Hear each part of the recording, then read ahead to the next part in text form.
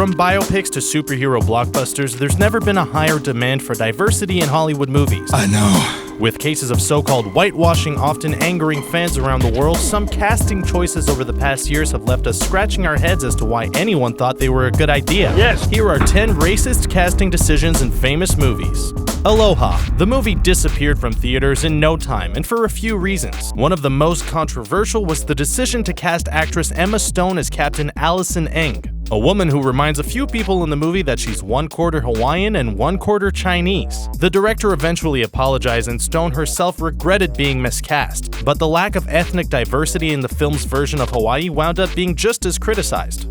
Prince of Persia. The title of this video game movie tells you all you need to know about the main character, but when Jake Gyllenhaal landed the lead role, people had to ask if the studio realized such a whitewashed hero in Middle Eastern costume seemed pulled from the 1930s. Then again, the character was adopted, but this decision still stinks.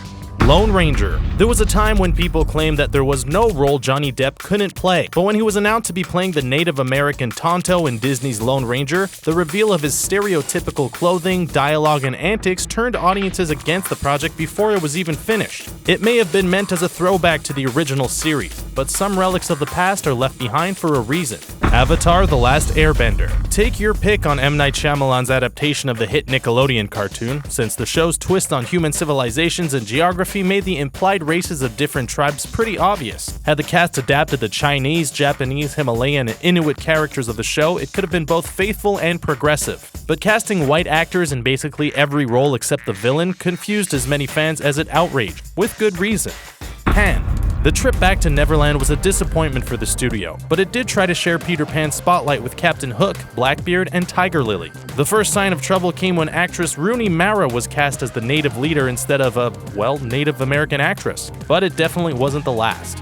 Exodus: God and Kings. Plenty of movie fans would line up to see Christian Bale and Joel Edgerton play adoptive brothers at war, but when the brothers are Moses and Ramses in a biblical epic, things are a bit more complicated. Director Ridley Scott addressed the presumed whitewashing of biblical roles by saying the studio would not have funded the film with ethnically accurate leading actors, explaining his mainly white cast and raising an even uglier issue about Hollywood casting.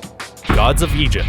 From the title, most audiences would expect to see Egyptian gods brought to life as, Egyptian. Or failing that, not just a bunch of white guys stomping around ancient Egypt playing deities. That's what they got though, and the studio and director apologized. Even actor Chadwick Boseman admitted the lack of diversity was why he joined the cast at all, citing the same preferences for white leads among Hollywood studios.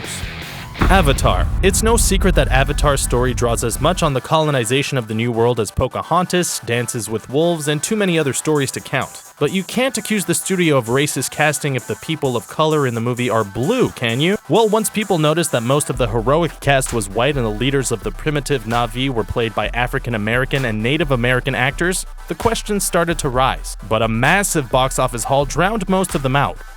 Memoirs of a Geisha. Whitewashing isn't the only kind of racist casting studios need to worry about. The adaptation of this novel also followed a Japanese girl from childhood, but outraged Japanese audiences when the main roles were filled with Chinese or ethnically Chinese actresses. It's obvious why an outcry arose, but the historical and racial criticisms of the novel may have played a part, since some of the filmmakers claimed that not many Japanese actresses actually showed interest in playing the characters.